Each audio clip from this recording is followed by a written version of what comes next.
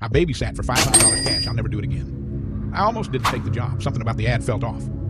Looking for responsible sitter. One night only. Good pay, cash, must follow instructions. That was it.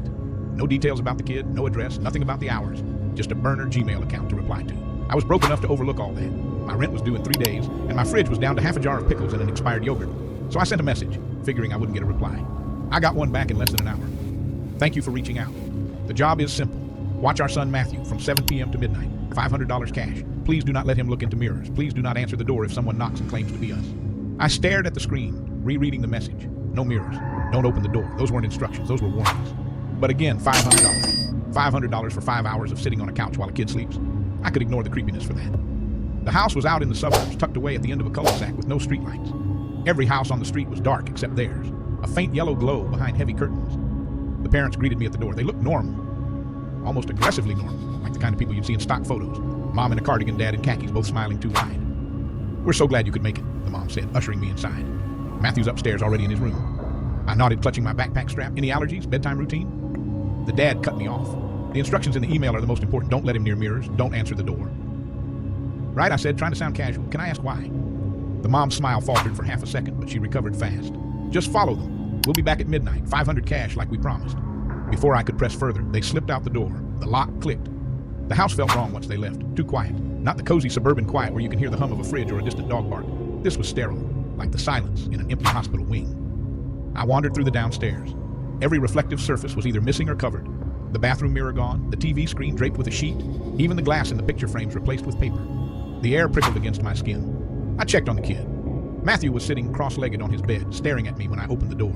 He looked about 8. Blonde hair, pale skin, dark circles under his eyes like he hadn't slept in days. "Hi," I said, forcing a smile. "I'm your babysitter." He didn't answer, just blinked at me slowly, then asked, "Do you know which ones are real?" My stomach dropped. "What do you mean?" "The people," he said. His voice was flat, like he was reciting something. "Sometimes they're not them. Sometimes they're copies." I laughed nervously. "That's creepy. Where'd you hear that?" He tilted his head, bird-like. "From the other Matthew." I swallowed. "The other Matthew?" He pointed toward the darkened window. "He comes when the glass is open." I pulled the curtain shut tighter. The first knock came around 8:30, 3 slow raps on the front door. I froze on the couch, my phone in hand. The instructions screamed in my head, "Don't answer the door."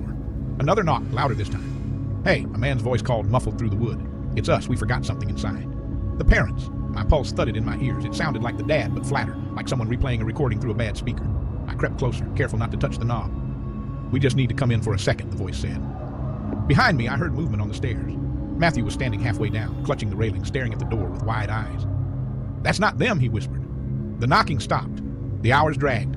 Every time I thought the house was quiet again, something else happened. I heard footsteps pacing the upstairs hallway. Heavy, deliberate. Except Matthew was sitting on the floor next to me, coloring with broken crayons.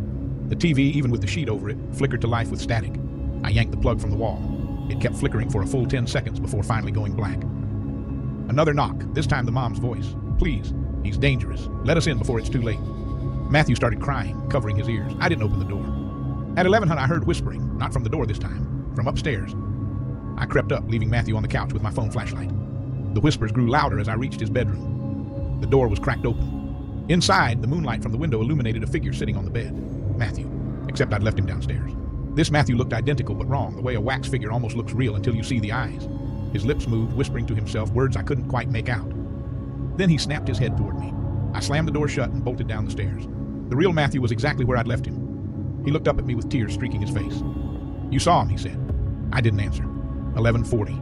The knocking came again. Both voices this time, the mom and dad in perfect unison. "Let us in!" The door rattled like they were trying to break it down. Matthew was shaking, curled against me on the couch. "Don't," he begged. "If you let them in, they'll take you instead." The pounding grew violent, wood splintering. I dragged Matthew with me into the kitchen, searching for a back exit. That's when I noticed the one uncovered reflective surface left in the house, the oven door. And in it, I saw myself, except my reflection wasn't moving the same way I was. I staggered back, nearly dropping Matthew. The other me smiled, wide and wrong, teeth too many for a human mouth. The reflection pressed its palm against the glass from the inside. A hairline crack snaked across the oven door. Midnight couldn't come fast enough. I huddled in the kitchen with Matthew, the pounding from the front door shaking the walls, the whispering upstairs turning into full-on giggles, and my reflection grinning from the oven, cracks spiderwebbing wider with every second. I thought I was going to break. Then the noise stopped, all at once. The clock on the microwave blinked 12 a.m. The front door swung open. The parents walked in, smiling, normal again. "You did well," the mom said. She handed me an envelope of cash.